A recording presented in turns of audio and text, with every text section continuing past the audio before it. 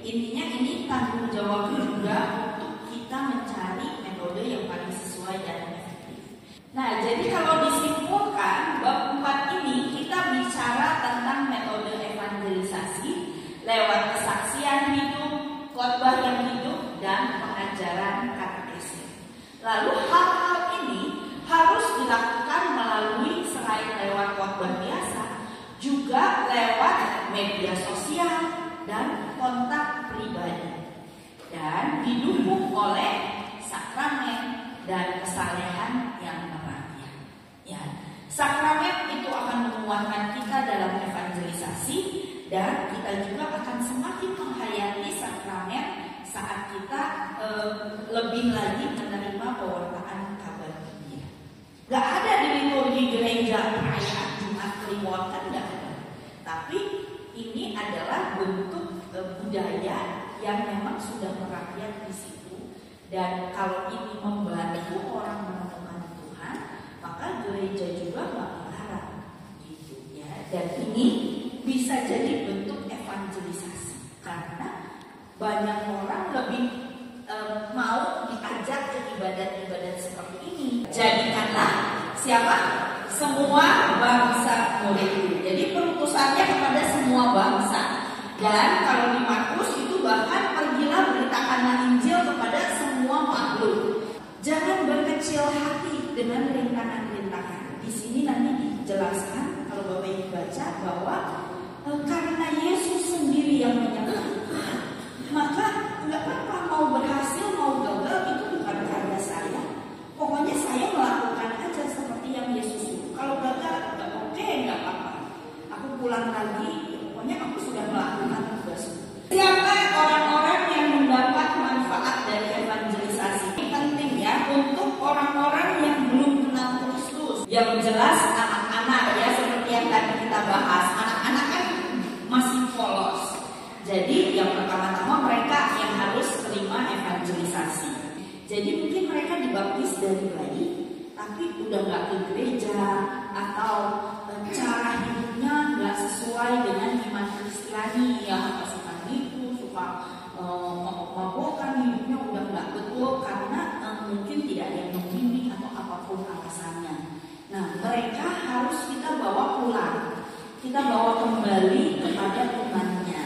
Jadi mereka juga harus menerima pewartaan kabar baik ini. Intinya, tapi saya baca, kami mau menunjukkan bahwa baik penghormatan maupun penghargaan terhadap agama-agama tadi bukan sebagai suatu ajakan bagi gereja untuk tidak mewartakan Yesus Kristus kepada orang-orang bukan Kristen.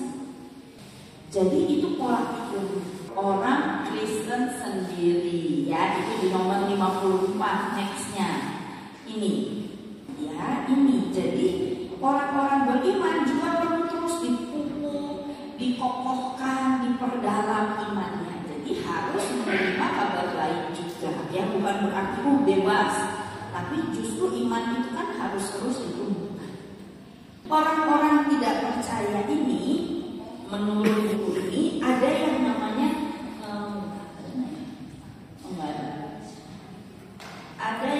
sekularisme, terjebak oleh ingin mementingkan dunia, merasa bahwa dunia ini lebih penting dari Allah. Inilah sebetulnya sasaran kita, ya, supaya mereka menyadari bahwa ya dunia ini cuma sementara. Orang-orang yang tidak lagi menjalankan agama ini bukan nggak percaya, cuma dia merasa udahlah Tuhan mah sesuatu yang kuno, saya mah nggak mau lagi lah ikut perintah Tuhan, buat apa ya. Prinsip-prinsip hidup semacam ini yang sebetulnya adalah ladang evangelisasi kita, supaya orang itu bisa hidup menurut kebenaran firman Tuhan. Jangan merasa nggak apa-apa hidup semau saya aja. Tapi ini bicara tentang komunitas basis gereja ini. Nah, kalau di kita mungkin dalam bentuk lingkungan, ya, atau gereja itu adalah komunitas basis. Disinilah justru tempat kita saling mewartakan kabar baik, tempat kita bisa menumbuhkan iman, tempat kita bisa lebih menjangkau orang-orang di lingkungan kita. Ya.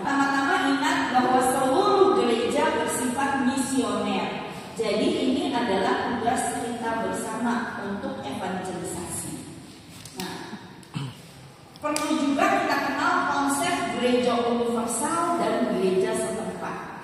Kita semua tergabung dalam gereja universal ya, yang berpusat di Roma. Liturginya sama, bacaannya sama, semuanya sama. Tapi ada konsep gereja setempat.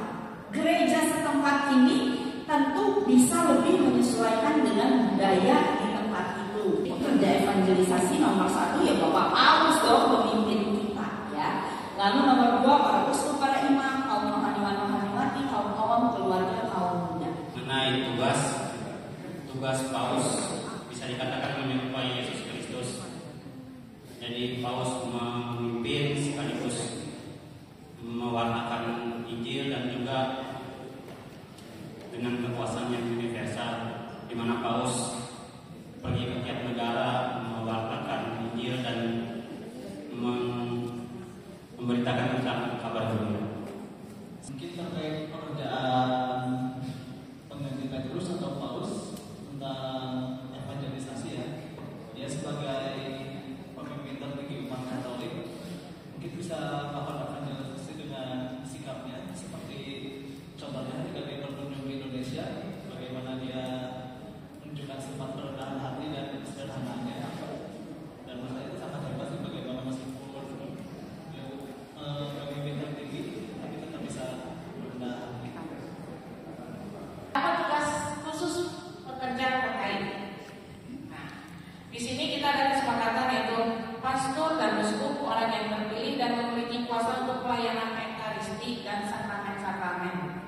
Seperti yang kita ketahui, untuk sakramen ekaristi itu yang menyediakan adalah para pastor dan para uskup. Itu hak spesial mereka.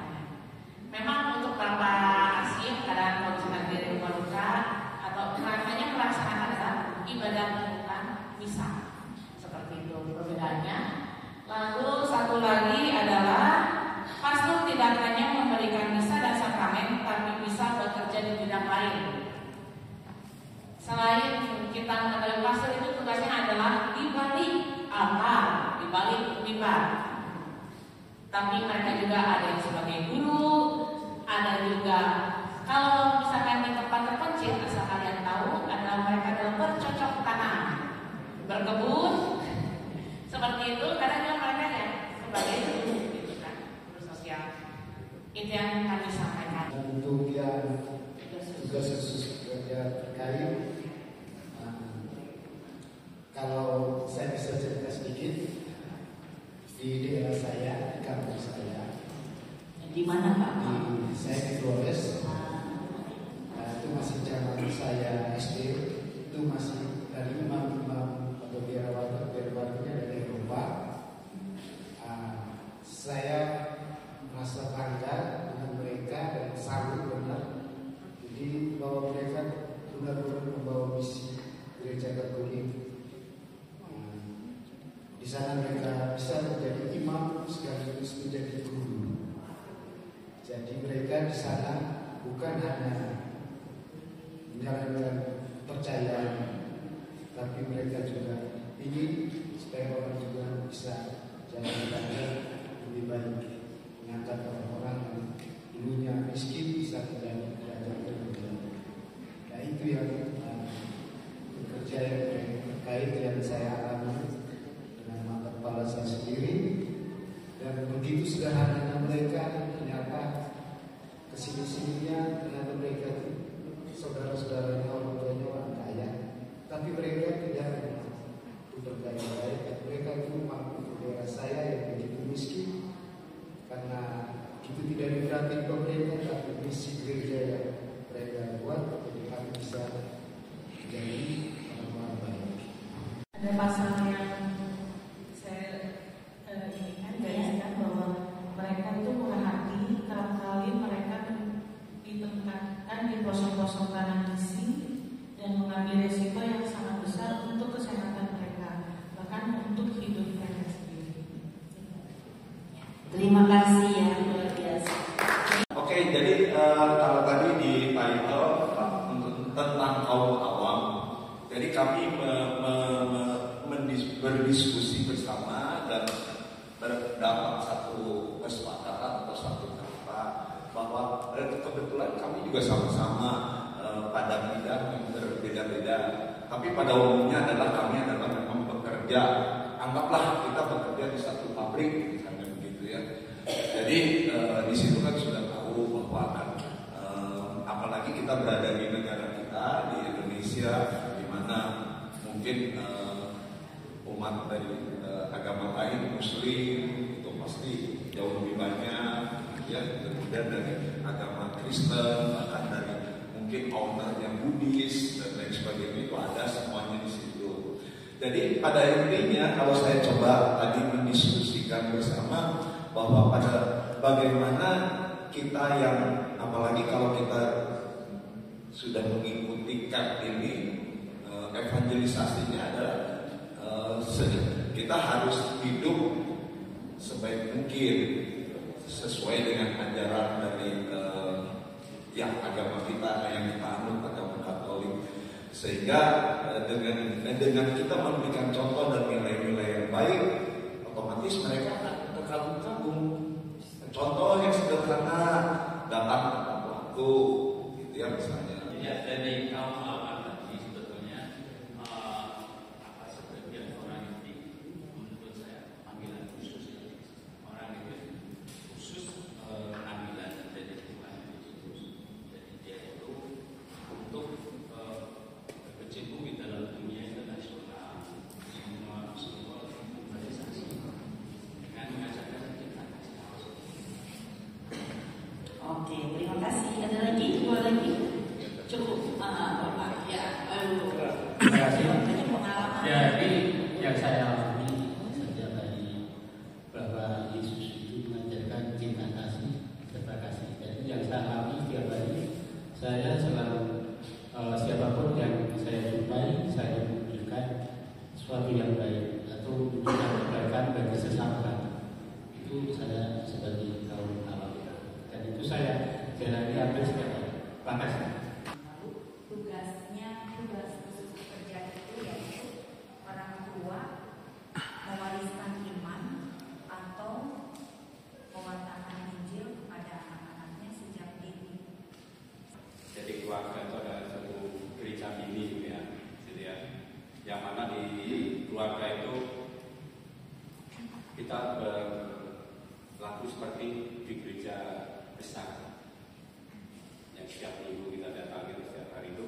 Jadi di rumah itu, di keluarga itu tadi diperkenalkan tentang Kristus, kabar baik.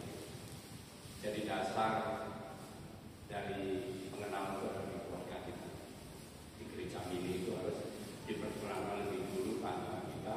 Kadang orang tua juga menerima dari anak-anaknya, bukan anak-anak menerima dari orang tua aja ya. Ada orang tua menerima dari anak-anaknya. Kita sebagai orang tua yang tadi dikatakan harus mengenalkan kabar baik kepada anak-anak kita, itu disesuaikan dengan anak-anak kita usianya saja. Jadi mungkin rasa terima kasih, sopan santun, dan sebagainya. Ya, mungkin benar kata Mas, mungkin sebagai evangelisasi bukan kita orang tua kepada anak saja. Kadang-kadang kalau orang tuanya kita non Katolik, kitanya anak-anak non Katolik, kita memperkenalkan juga Bapak Allah. Itu suatu tuntutan buat kita dan memperkenalkan Katolik ke orang tua. Mungkin itu jadi di keluarga itu gereja yang mini dan Kita di dalam rumah tangga semuanya merasakan sebagai kita hidup juga sepertinya dari kecil kita semua dari awal dari keluarga. Semua pendidikan, semua apapun baik jasmani rohani itu dari keluarga. Nah, keluarga justru yang paling penting di dalam kehidupan kita, terutama di dalam iman kita Katolik. Dan semua pelajaran apapun, dulunya saya juga merasa kecil tanpa orang tua. Sekarang saya sebagai orang tua juga mewariskan kepada anak-anak saya. Jadi pelajaran yang dapat dari orang tua, keluarga sangat penting di dalam kehidupan gereja. Terkhusus kami sebagai keluarga Katolik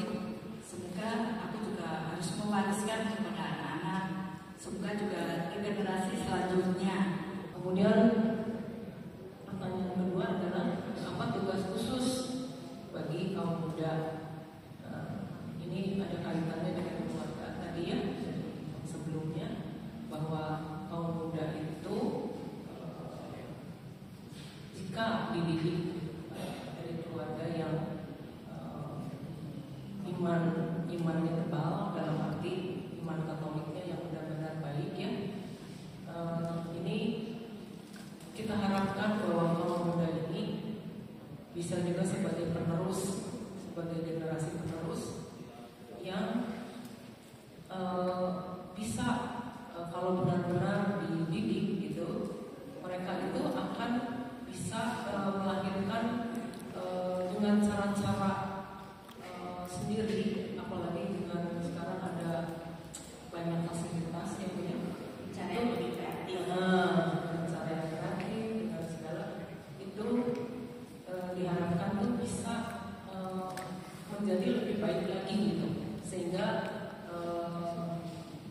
apa yang diajarkan dan yang menerimanya juga itu akan lebih gimana yang masuk gitu ya. Untuk kaum muda akhirnya yang saya alami di lingkungan itu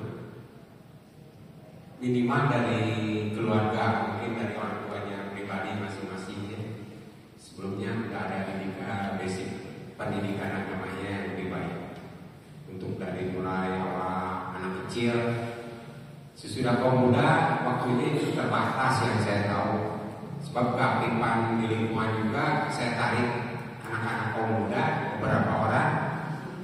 Selama sekolah bisa beberapa waktu mungkin ya aktif, sesudah keluar sekolah atau kuliah langsung kerja nggak bisa aktif lagi.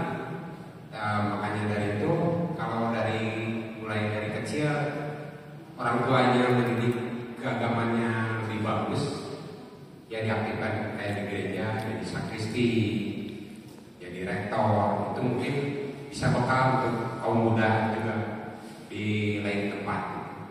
Jadi itu mungkin bisa yang saya tambahkan. Terima kasih. Yang lain mau menambahkan? Sudah cukup. Terima kasih, tepuk tangan untuk kelompok 4. Bab 7 ini udah singkat ya, tentang semangat evangelisasi. Di sini yang mau dikatakan adalah bahwa ini evangelisasi selalu dijiwai Roh Kudus. Teknik evangelisasi yang paling baik pun tidak bisa menggantikan karya Roh Kudus. Jadi hati-hati, jangan sampai kita cuma teori aja tanpa dijiwai Roh Kudus. Artinya setiap kita mau kunjungan atau mau melakukan evangelisasi, awali dengan doa. Minta Roh Kudus yang memberi kita kekuatan untuk evangelisasi. Ya, lalu evangelisasi itu kita harus menjadi saksi hidup yang otentik dalam persatuan dengan gereja, selalu mencari kebenaran, dan yang penting apa Bapak Ibu nomor 5? Dijiwai kasih ya, bukan maksa-maksa orang, tapi kita mengasihi mereka. Kita mewartakan kabar baik